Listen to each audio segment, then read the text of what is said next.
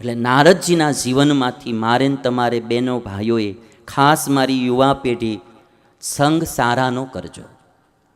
નકરા પિક્ચરોના એક્ટરોનું અનુકરણ ન કરતા કોકદીક સરદાર પટેલ, મહાત્મા ગાંધી, ડૉક્ટર ભીમરાવ આંબેડકર એવા કોઈ સારા માણસોનું તમે અનુકરણ કરજો, મોળા માણસનું નહીં.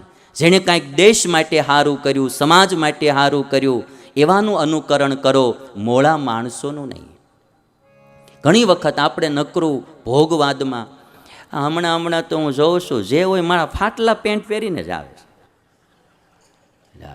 આપણને એમ થાય કે આ તમે એમ જો, અને પાછું ફાટલા પેન્ટની કિંમત પાછી હાજા કરતાં વધારે. પહેલાં હાજું બનાવવાનું, પછી પાછું એને પ્રોસેસ કરીને ફાડવાનું અને એ પાછું પહેરવાનું. એટલે સાજું પેન્ટ જેટલાનું મળે એથી કિંમત વધારે દેવાની અને પાછું ફાટલું પહેરવાનું. કે આપણે કંઈક પૂછી કે આવું કેમ, તો કે ફેશન. હવે એ તો મેં કીધું અમારા બાપ દાદા વખતની ગઈ, એ બધા આવા જ પહેરતા જ બિચારા, મળતું નહોતું એટલે આ કંઈ ફેશનું ન કહેવાય. ઠીક છે પહેરજો, મારે બહુ કંઈ એમાં કહેવું નહીં, પણ એ સારું ન લાગે. અનુકરણ કોઈ હારાનું કરાય. અનુકરણ છે ને, મારે તો તમને બધાને એ કહેવું, બહુ પાશ્ચાત્ય સંસ્કૃતિ તરફે ન જાતા. ભારતની નારીના કોઈ દર્શન કરે ને તોય માની ભાવના થાય. એ પોશાક આપણા ભારત દેશનો છે ભાઈ. એના રીત રિવાજ જુઓ તમે. એમાં માણસને આમ પૂજ્ય બુદ્ધિ થાય. એ આપણી ભારતની નારીનો વેશ છે આખો. અને આપણે આજે ધીરે ધીરે જે વિકૃતિઓ તરફ જાતા જઈએ છીએ, એ સંઘનો પ્રભાવ છે. આ ટેલિવિઝન જ્યારથી આવ્યું છે અને એમાંય સ્માર્ટફોન આવ્યા, અને એમાંય તે જ્યારથી નેટ સસ્તા કરી દીધા જીઓવાળાએ, હા, ત્યારથી તો રાતના 2 વાગ્યા સુધી હોવાનું થતું નથી. અને ન જોવાનું જોઈને માણા આખી જિંદગીઓ બગાડે છે. જો આમાંથી પતિ પત્નીઓના સંબંધ બગડવા માંડ્યા છે, આમાંથી ઘરની શાંતિ વિખાવા માંડી છે. વહેલી તકે જો પાછું વળી જવાય ને તો વળી જવું ભાઈ. હા, આ મોબાઈલ એ પણ એક બહુ મોટો કુસંગ છે મારે કહેવાનું. એમાં સારું બી ઘણું છે, એનાથી તમારે આગળ જવું હોય તો ઘણું બધું કામમાં બી લઈ શકો, પણ એનો જો મિસયુઝ કરીએ તો આજ મોબાઈલ જેવો કુસંગ બીજો કોઈ મને દેખાતો નથી. એટલો બધો મોબાઈલ કુસંગ છે. કેટલી આંખો બગાડે છે માણસની, મન બગાડે, પરિવાર બગાડે, પતિ પત્નીના સંબંધ બગાડે, આપણી સંસ્કૃતિ બગાડે, આપણી કુળની મર્યાદા બગાડે, આપણું માનવ જીવન બગાડે, આપણને હાવ આમ નકારા કરી નાખે અને આમ રાત દાડો ચિંતિત કરી નાખે. એ આ મોબાઈલનો કુસંગ છે. અને એટલા માટે મારે કહેવું કે બને ત્યાં સુધી આવા કોઈ કુસંગમાં પડવું નહીં. સંગ સારાનો કરવો, મોળાનો ક્યારેય ન કરવો. આ મોબાઈલનો કુસંગ એટલો બધો હું જોઉં છું અત્યારે.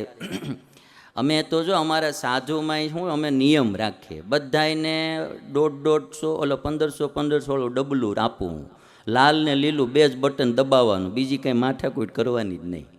હા, છોકરાઓને હારા રાખવા હોય તમારે ધ્યાન તો રાખવું જ પડશે, બરાબર છે ને. અને હવે અમારે શું છે ને, અમારી નવી પેઢી, અમારે રો મટીરિયલ તો તમારી પાસેથી આવે.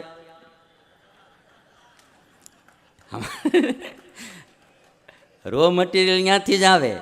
મંચુરિયન ખાઈને આવ્યું હોય બધું તામસી મગજવાળું. હવે અમારે એને સીધું કરવું બહુ કઠણ પડે.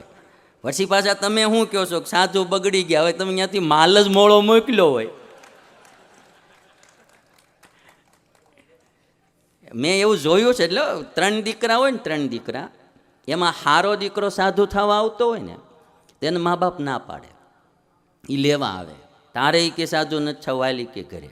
એકાદો રળતો ન હોય, અમુકા બાપાએ કમાયેલા પૈસા વાપરી નાખતો હોય, એવો એકાદો હોય. તો આ અમારી પાસે આવીને શું કે, આને તમે રહેવા દો, ઓલાને જોતો એટલે લઈ જાવ કે. એટલે પછી આમ મનમાં કઈ બાપના નો વાળે બાવાના વાળે. પણ ન્યા નો હાલે એવો હોય એને અહીંયા ત્યાગાશ્રમમાં મોકલે. પછી હવે હારો માલ ક્યાં જ થાય ભાઈ. એટલે મારે તમને બધાને એ બી કહેવું છે કે દીકરાને જો સાધુ કરવા મોકલવો હોય ને તો હારો કંઈક ગુણિયલ સાત્વિક હોય એને જ મોકલવો. મોળો હોય તો એમ ન કેવું કે જા સ્વામી ભેગો નડતો મટે એમ. પછી છે ને આમાં સારું થશે નહીં. અમે સુરતમાં રહીએ ને, હીરો પહેલાં રફ છે ને બહુ સારી હોવી જોઈએ તો જ એનું કટિંગ સારું થાય. હવે નાહવાળું જીરમવાળું આવી ગયું હોય, હવે અમે ગમે એટલા પેલ પાડી તો અહીંયા કાળા જ દેખાય. એટલે આને સારા રાખવા હોય તો બહુ નાનપણથી છોકરાઓને મોબાઈલ ના આપશો. બહુ કુસંગ છે આજે. અને મારે બહેનોને ખાસ વિનંતી કરવી છે કે બહેનોને શું છે કે એમ કે મોબાઈલ પકડાવી દે ને છોકરાઓને એટલી નડતો મટે આપણને એમ અને રેમા કરે. મારું એવું કહેવું છે કે 15 વર્ષનો છોકરો થાય ત્યાં સુધી બને ત્યાં સુધી મોબાઈલ દેવો નહીં. બહુ જરૂર પડે એને તો જ આપવો. અને નાના બાળકો છે, હજી નાના 5 વર્ષના છોકરા હોય એને તો દેવો જ નહીં. એ સ્માર્ટફોનના રેડિયેશન એની આંખને ખરાબ કરશે, એના હૃદયને ખરાબ કરશે, કેટલું શરીરને નુકસાન કરશે. રામદેવ બાબા એક પ્રયોગ કરે છે એના રેડિયેશનનો, હું પછી તમને બતાવીશ. કેટલો બધો એ વિચિત્ર પ્રયોગ છે આખો. તમે આમ જુઓ ને તો મોબાઈલનો આપણે કરવો જોઈએ ક્યારેક પ્રેક્ટિકલ બી, કે આના રેડિયેશન કેટલા ખતરનાક છે. એટલે નાના છોકરાઓને જો એનું સ્વાસ્થ્ય સારું રાખવું હોય તો બહેનોએ રમવા માટે બીજા રમકડા દેવા, પણ મોબાઈલ રમવા માટે દેવો નહીં. અને યુવા પેઢી, ખાસ કરીને ભણનારી પેઢી, જો હમણાં 12માની એક્ઝામ આવે છે, છોકરાઓ બધા મોબાઈલ મૂકી ભણવામાં ધ્યાન રાખજો બાપા. સારા પર્સન્ટેજ આવે એવું વાંચજો. ગેમ ખેલવી હોય ને તો રમવા બારું જવું, શરીરને કસરત થાય અને વ્યાયામ થાય. મોબાઈલોમાં ગેમો રમવી નહીં, રમવા બહાર મોકલો. અને યુવા પેઢી, ખાસ બહેનો ભાઈઓ, મોબાઈલનો મિસયુઝ ક્યારેય ન કરતા. એ કુસંગ છે, એમાંથી દુઃખ આવ્યા વિના રહેશે નહીં.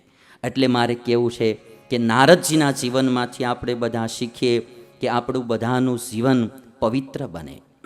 કુસંગ અને સત્સંગ એનો બહુ મોટો ફરક છે. એક વાત કે કાષ્ઠની ભેગા આપણે રહીએ ને, કાષ્ઠની હારે, તો એ પણ તરે અને આપણને પણ તારે. સત્સંગ લાકડા જેવો છે. લાકડું નદીમાં જતું હોય, આપણે એને પકડી લઈએ તો લાકડું તરે અને આપણને તારે. સત્સંગ કાષ્ઠ જેવો છે, લાકડા જેવો છે. અને કુસંગ એ લોઢા જેવો છે, લોખંડ જેવો. લોખંડ લઈને આપણે નદીમાં પડીએ, એ બુડે અને આપણને બુડાડે. આ બહુ સમજવા જેવી વાત છે. કાષ્ઠ એ પોતે પણ તરે, આપણને પણ તારે. સત્સંગ કાષ્ઠ જેવો છે, લાકડા જેવો છે. અને કુસંગ એ લોઢા જેવો, પોતે પણ બુડે અને આપણને પણ બુડાડે. આ તો ભાઈ કેટલી બધી અસરની વાતો હોય છે સત્સંગની. નાની આ ભાગવતની કથા છે, શાસ્ત્ર તો એનું છે. અમારા મુક્તાનંદ સ્વામીને પ્રશ્ન પૂછ્યો કોઈ ભગતે કે સ્વામી, ભાગવતની કથા કરે તો જીવનું કલ્યાણ થાય એવું કહ્યું છે, તો એનું કેમ સમજવું? ત્યારે મુક્તાનંદ સ્વામી શું બોલ્યા? સ્વામી કે સુખદેવજી જેવા સારા પવિત્ર વક્તા હોય તો કલ્યાણ થાય. પરીક્ષિત જેવો શ્રોતા હોય અને સુખદેવ જેવા વક્તા હોય તો કલ્યાણ થાય. શાસ્ત્ર એનું જ હોય, પણ કોના મુખેથી કથા થાય છે એ પણ પ્રભાવ પાડતા હોય તો આખા વ્યક્તિનો પ્રભાવ તો પડે ને પડે. હું જામનગરમાં કથા કરતો તો ગયા વર્ષે, અને એમાં કૃષ્ણ પ્રણામી સંપ્રદાય ખીજડા મંદિર જે જામનગરનું, એમના આચાર્ય શ્રી કથામાં આવેલા અને બહુ સરસ એમણે એક વાત કરેલી, મને બહુ ગમી ગઈ. અને કથામાં આવ્યા હતા આશીર્વાદ દેવા. પછી એમણે વાત કરી કે મકાનની ઉપર પાણીની ટાંકી હોય, મકાનની ઉપર પાણીની ટાંકી હોય, એમાંથી પાણી નીચે બધી આવતું હોય. એક નળ રસોડામાં જતો હોય, એક નળ બાથરૂમમાં જતો હોય, એક નળ લેટ્રિનમાં જતો હોય. પાણી એક જ ટાંકીનું બધેથી આવતું હોય, બધાય નળમાં. પણ મોઢું ધોવું હોય તો બાથરૂમના નળે ધોવે, લેટ્રિનના નળે કોઈ મોઢું ધોવે? લેટ્રિનમાં જે નળ આવતો હોય એમાં કોઈ મોઢું હજી સુધી કોઈ ધોયું હોય તો ઊંચી આંગળી કરો. કદાચ કોઈ પરાયણે ધોયું હોય ઇન કેસ તો ઊંચી આંગળી તો ન જ કરે, પણ એમાં કોઈ ધોવે જ નહીં. આચાર્યશ્રી બહુ સરસ વાત કીધી. પાણી તો એક જ ટાંકીનું છે, પણ કયા નળમાંથી આવે છે એને આધારે એની પવિત્રતા અને અપવિત્રતા ગણાય છે. જો એ રસોડાના નળમાંથી આવતું હોય તો રસોઈના કામમાં આવે, બાથરૂમના નળમાં આવતું હોય તો નાવાના કામમાં આવે, અને લેટ્રિનના નળમાં આવતું હોય તો કોઈ મોઢું ધોવે નહીં. એક જ ટાંકીનું પાણી પણ કયા નળમાંથી બહારું નીકળે છે એ બહુ મોટી ભૂમિકા ભજવે. એમ આચાર્યશ્રી, પ્રણામી સંપ્રદાયના આચાર્યશ્રી આ વાત કીધી કે ભાગવત તો એક જ છે, પણ કોના મોઢામાંથી બહારું નીકળે એ બહુ મોટી ભૂમિકા ભજવે છે. એટલે સંગ એ બહુ મોટું કામ કરે છે.